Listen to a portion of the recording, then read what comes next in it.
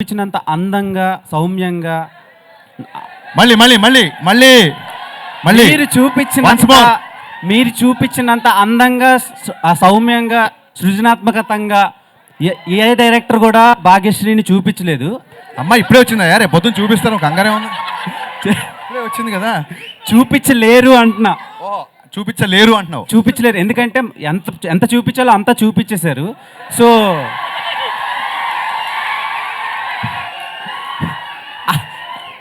అలా చూపించాలని ఎలా ఫిక్స్ అయ్యారు అండ్ ఆమెనే ఎందుకు క్యాష్ చేశారు మిస్టర్ బచ్చన్?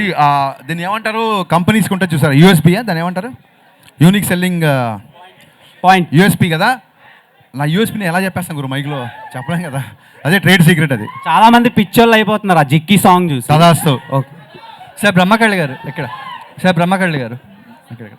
సో యాక్చువల్గా ఇది పీరియడిక్ కదా.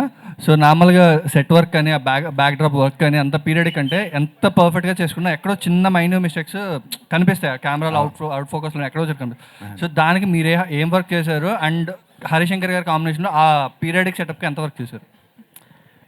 ఇక దీంట్లో మన ప్రతిదీ కల్పితం అండి. మన టైం లైన్ అవన్నీ ఫిక్స్ చేస్తుంది కాదు, కొంచెం అటు ఇటుగా ఉంటుంది. దాన్ని బట్టి మనం ఇవి చేసింది అన్నమాట. హరిశంకర్ గారు ఆయనకి ఆ డైరెక్టర్కి ఏం చెప్పానంటే 80s అంటే ఎగ్జాక్ట్గా 80sలో ఉండకూడదు, 90sలో కూడా ఉండొచ్చు. ఈ సినిమాకి ముందు ఒక డిస్క్లైమర్ వస్తుంది. పాత్రికేయ మిత్రులందరూ దీన్ని చాలా జాగ్రత్తగా మీకు టైం ఉంటే కొంచెం దీన్ని ప్రేక్షకుల వరకు తీసుకెళ్లాలని. ఈ సినిమాలో ఊర్లు, పేర్లు, కథ, కథనం ప్లస్ కాలం, టైం కూడా ఫిక్షనే. Thank you. వివేక్ గారు, వివేక్ గారు ఇక్కడ. సార్ వివేక్ గారు, ఇప్పుడు నెక్స్ట్ డబుల్ స్మార్ట్ ఉంది, అలాగే తంగలాన్ కూడా ఉంది అదే రోజు. అండ్ సో ఇది థియేటర్స్ ఎలా ప్లాన్ చేస్తున్నారు సార్? అండ్ టికెట్ రేట్స్ కూడా అంటే రీసెంట్ టైమ్స్లో కొంతమంది టికెట్ రేట్స్ కూడా తగ్గిస్తున్నారు. So ticket rates and theatres ఎలా ఉంది సార్? యాక్చువల్గా ఈ హాలిడే సీజన్కి థియేటర్స్ కంజెషన్ ఏమీ ఉండదండి. మన కుకట్పల్లి అంటే చోట తీసుకుంటే 4 థియేటర్లు ఉంటాయి, 4 థియేటర్లు 4 సినిమాలు ఉంటాయి. సో అదేం పెద్ద ప్రాబ్లం కాదు. హరిశంకర్ గారు, this is Sanjay from India glitz. So Harishankar గారు అంటేనే ఎనర్జీ, రవితేజ గారు అంటేనే ఎనర్జీ. మీ ఇద్దరు ఎనర్జీని హీరోయిన్ ఎంతవరకు మ్యాచ్ చేసింది? అంటే ప్రతి పాత్రకి అంత ఎనర్జీ ఉండాల్సిన అవసరం లేదు. ఈ పాత్రకి తగ్గట్టుగా అమ్మాయి చేసింది. So I'm curiously and eagerly waiting for the response. అమ్మాయి ఎలా చేసింది అన్నది. She's a very hard working girl. So డెఫినెట్గా మా ఇద్దరు ఎనర్జీకి మ్యాచ్ చేయాల్సిన అవసరం లేదు. ఆ పాత్రకి ఏదైతే ఉందో అది మ్యాచ్ చేసింది. Vivek sir, sir Vivek sir, sir sir ఇది గాసిప్పే. ఇది గాసిప్పేనా? అడగని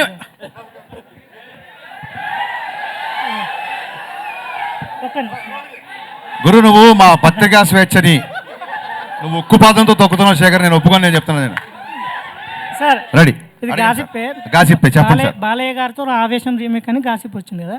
ఒకవేళ నిజంగానే ఆ ఆఫర్ మీకు వస్తే బాలయ్య గారితో అదే సార్, నేను అదే చెప్తాను సార్. లాస్ట్ 1 month నుంచి చాలా హెక్టిక్గా ఉన్నాను. నేను ఇప్పుడు సెన్సార్ పని చూసుకొని మళ్ళీ బ్యాక్గ్రౌండ్ స్కోర్లో ఏదో కరెక్షన్స్ అని ఇలా తిరుగుతున్నాను.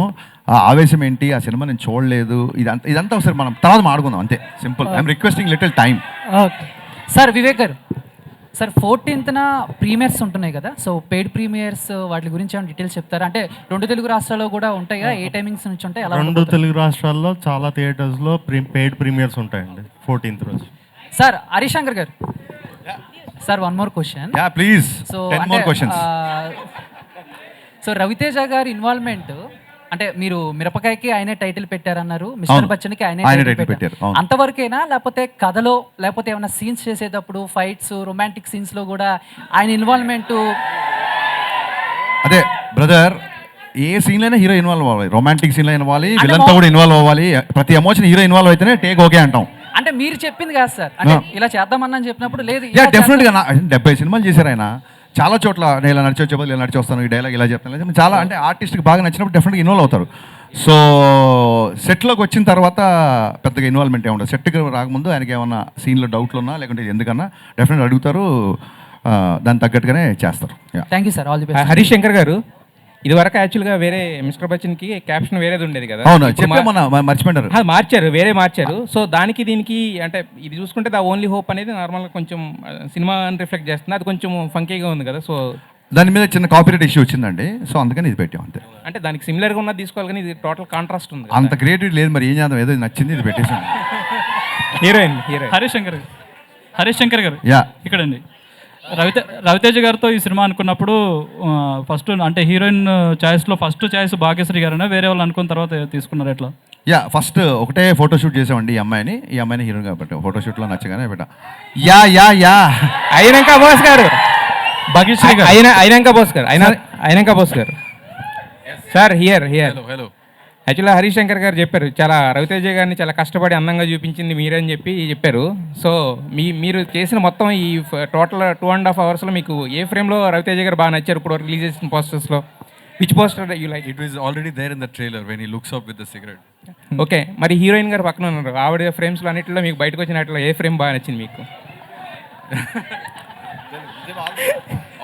All the frames.